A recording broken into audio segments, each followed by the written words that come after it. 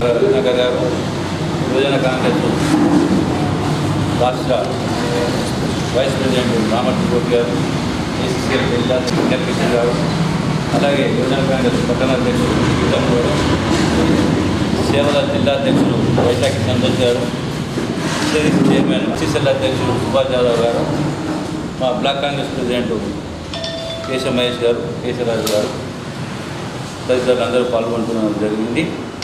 అందరికీ ప్రశాంతంగా వినాయక నిమజ్జనం జరిగినందుకు ప్రజలందరికీ కాంగ్రెస్ పార్టీ తరఫున ధన్యవాదాలు తెలియజేస్తూ ఇలాంటి అల్లర్లు జరగకుండా ప్రశాంతంగా నీళ్ళు నిమజ్జనం అలాగే గణేష్ నిమజ్జనం ప్రశాంతంగా జరుపుకున్నందుకు ప్రతి ఒక్క పౌరునికి ధన్యవాదాలు తెలియజేస్తూ మన ఈ సమావేశం ముఖ్య ఉద్దేశం ఏమిటంటే 2 అంశాలు. ఒకటి, ప్రధానంగా మన ఎన్నోగా నిజామాబాద్ నగరంలో ప్రభుత్వ పరంగా ఇంజనీరింగ్ కళాశాల ఏర్పాటు చేయనందుకు గత ప్రభుత్వాలు చర్యలు తీసుకోలేదు.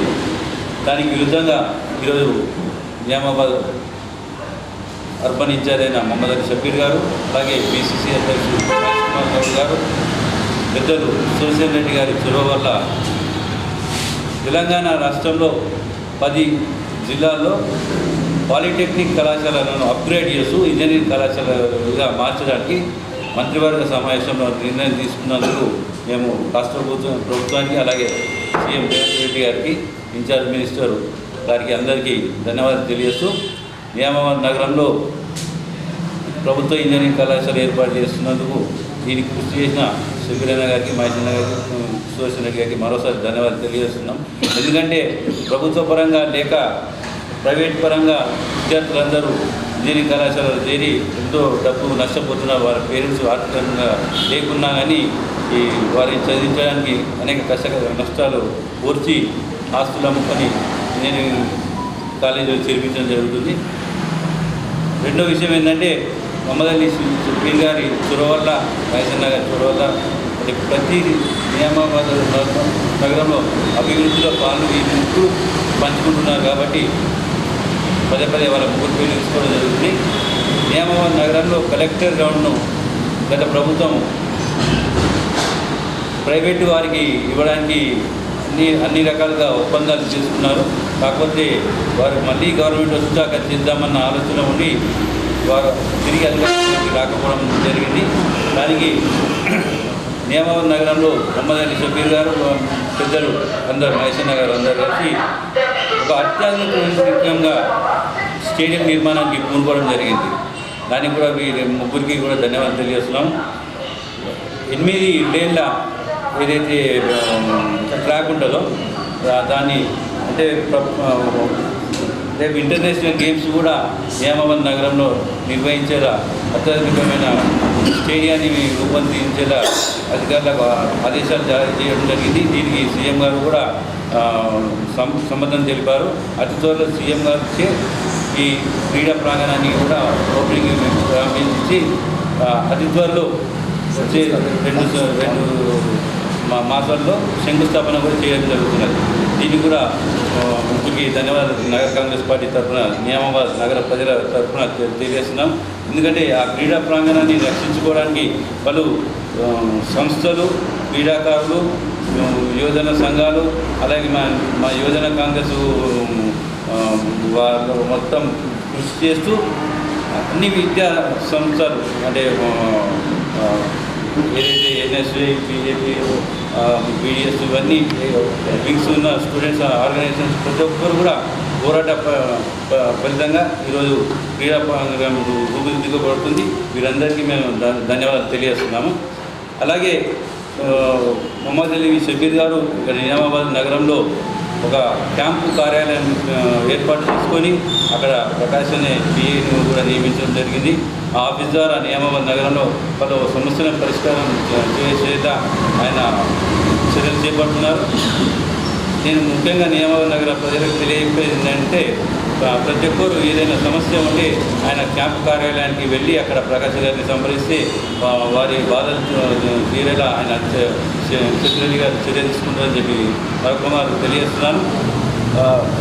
ఈ చర్యలలో భాగంగా మొన్ననే మన సెక్రటరీ గారు నియామకాబాద్ నగరంలో వరద వచ్చినప్పుడు పలు ప్రాంతాలను పర్యటించి మున్సిపల్ శాఖ అధికారులకు కానీ కలెక్టర్ గారు కానీ రెవెన్యూ డిపార్ట్మెంట్ కానీ పలు సూచనలు వాళ్ళు ప్రతిపాదనలు చేయించడం జరిగింది.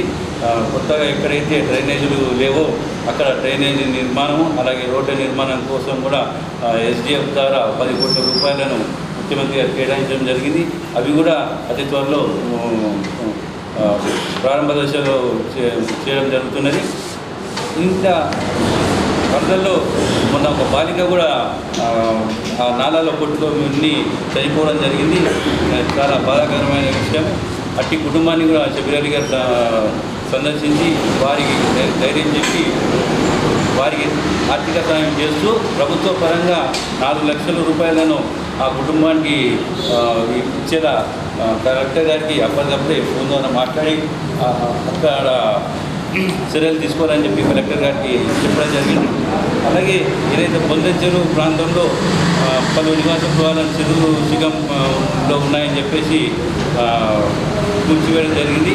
అట్టి బాధితులకు కూడా ఆదుపడి వారికి ఆర్థిక సాయం చేస్తూ రెవెన్యూ డిపార్ట్మెంట్ గారికి అలాగే కలెక్టర్ గారికి ఒక ప్రతిపాదన చెప్పడం జరిగింది. ఆ కుటుంబాలను కూడా వేరే చోట పునరావాసం చేయించాలని చెప్పేసి వారికి కూడా అభయం ఇచ్చి కలెక్టర్ గారికి చెప్పడం జరిగింది. అతి త్వరలో కూడా అట్టి ఏర్పాటు కూడా కలెక్టర్ గారు చేస్తారని చెప్పి ఆశిస్తున్నాం. అంటే ఇవన్నీ ఎందుకు చెప్తున్నామంటే ఇంకా అభివృద్ధి కార్యక్రమాలను శబిరాలి గారు ఆయన ఓడిపోయినా కానీ గతంలో మన అసెంబ్లీ ఎలక్షన్స్ అప్పుడు 13 రోజుల పాటు 13 రోజుల్లోనే 60,000 ఓట్లను ఆయన సాధించుకున్నారు. అంటే నియామకాబాద్ నగర ప్రజలు 60,000 మంది ఆయనకు బాసటగా నిలిచి ఓటు వేయడం జరిగింది. బీజేపీ అభ్యర్థికి 15,000 ఓటు వేయడం ఎక్కువ రావడం జరిగింది. దాంతో బీజేపీ అభ్యర్థి గెలవడం జరిగింది. అంటే గత ఎన్నో సంవత్సరాలుగా పలు సేవా కార్యక్రమాలు చేస్తూ ప్రజల్లో ఉంటూ ప్రజల అభివృద్ధికి పాటుపడుతున్నానని చెప్తున్న బీజేపీ ఎమ్మెల్యే గారు 13 రోజుల్లోనే శబిరాలి గారి వస్తూనే 60,000 మంది ఓటర్లను వాళ్ళ మనసులను గెలుచుకోవడం జరిగింది. అంటే 15 ఏళ్ళ నుంచి నువ్వు చేసింది ఎంత అంటే 15,000 ఓట్లతో మీరు గెలవడం జరిగింది. మేము బీజేపీ ఎమ్మెల్యే గారికి బీజేపీ పార్టీ నాయకులకు మేము ఒక సలహా ఇవ్వడం జరుగుతుంది. శబిరాలి గారు ఓడిపోయినా కానీ మా నగర కాంగ్రెస్ పార్టీకి నియామకాబాద్ అర్బన్కు ఆయన ఇన్ఛార్జ్. అలాగే తెలంగాణ రాష్ట్ర ప్రభుత్వ సలహాదారుగా సీఎం రేవంత్ రెడ్డి గారు ఆయన నియమించడం జరిగింది. అలాగే అదే హోదాలో ఆయన ఆదిలాబాద్లో కూడా మొన్న 15 ఆగస్టు నాడు జెండా ఎగరవేయడం జరిగింది. అలాగే నిన్న సెప్టెంబర్ 17వ తారీఖు నాడు కూడా జెండా ఎగరవేయడం. అంటే ఇక్కడ కూడా ఆయనకు ఒక ప్రోటోకాల్ కూడా ప్రభుత్వం కల్పించడం జరిగింది రాష్ట్ర ప్రభుత్వ సలహాదారుగా. ఈ అభివృద్ధి కార్యక్రమంలో కానీ నగరంలో నియామకాబాద్ నగరంలో ఏ అభివృద్ధి కార్యక్రమం జరిగినా కానీ ఆయన అందులో పాల్గొనడం జరుగుతుంది. ఆయన ద్వారా కూడా పలు అభివృద్ధి కార్యక్రమాలకు శంకుస్థాపన చేయడం జరుగుతుంది. ఆ ప్రోటోకాల్ ముఖ్య ఉద్దేశం మీకు తెలియకుంటే కలెక్టర్ దగ్గరికి వెళ్ళి మీరు ప్రోటోకాల్ తెలుసుకోండి. లేదు అంటే మేము మీ పార్టీ ఆఫీస్కి మేము ప్రోటోకాల్ పంపిస్తాము. అది ఏదైతే ప్రభుత్వం ఏర్పాటు చేసిందో దయచేసి చౌకబారు విమర్శలు ఆయన మీద ఇంకేమున్నాయో చేయడం మానుకోవాలని నేను కోరుతూ, మీరు నియామకాబాద్ అభివృద్ధి నిజంగా కోరుకుంటే దయచేసి అని చెప్తున్నా. ఎందుకంటే మేము రెచ్చగొట్టి మేము నియామకాబాద్ అభివృద్ధిని గుండుపరచాలని మేము చేయదలుచుకోలేదు.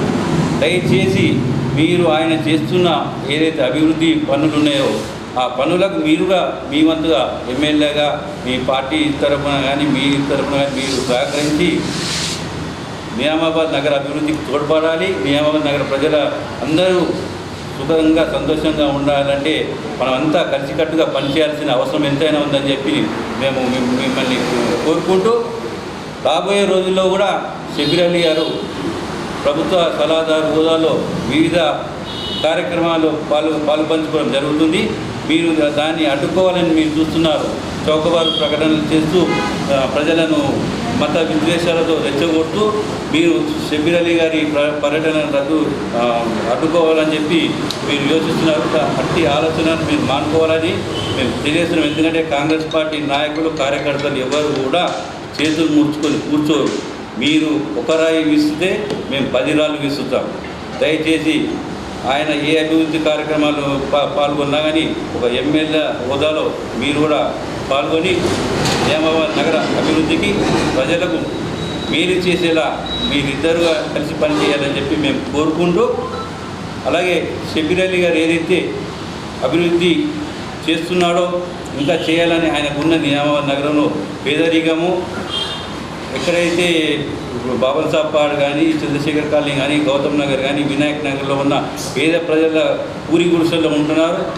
వారికి స్థలాలను ఏర్పాటు చేసి ఇల్లు కట్టించే యోచనలో ఆయన ఉన్నారు.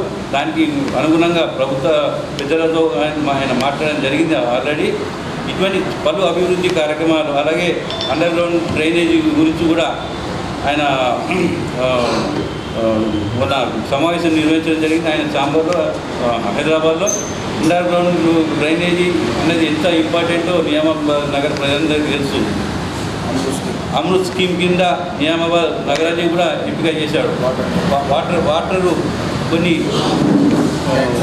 వాటర్ ట్యాంక్ 18 వాటర్ ట్యాంకుల నిర్మాణాలు కూడా నిజామాబాద్లో అతి త్వరలో నిర్మాణం జరుగుతున్నాయి. ఎందుకంటే ఇవన్నీ షబీర్ అలీ గారు ఆయన చొరవ తీసుకొని ప్రభుత్వాధికారులను కదిలిస్తూ నియామకాలు పాటు చేస్తున్నారు. కాబట్టి దయచేసి మీరు ఏ పార్టీ వారైనా కానీ ఆయన ఆలోచన విధంగా మీరు సహకరిస్తూ నిజామాబాద్ నగర ప్రజల అభివృద్ధికి, నిజామాబాద్ నగర అభివృద్ధికి తోడ్పడాలని చెప్పి మేము కోరుకుంటున్నాం. దయచేసి బీజేపీ నాయకులకు మరో తెలియజేస్తున్నాం ఏంటంటే చౌకబారు ప్రకటనలు మానుకోండి. కాంగ్రెస్ పార్టీ కార్యకర్తలు ఎవ్వరు కూడా చేతులు ముడుచుకొని కూర్చోరు. బరాబర్ నిజామాబాద్ నగర అభివృద్ధిలో షబీర్ అలీ గారి పాత్ర ఉంటుంది. మీరు దానికి సహకరించాలని చెప్పి మరోసారి తెలియజేస్తున్నాం.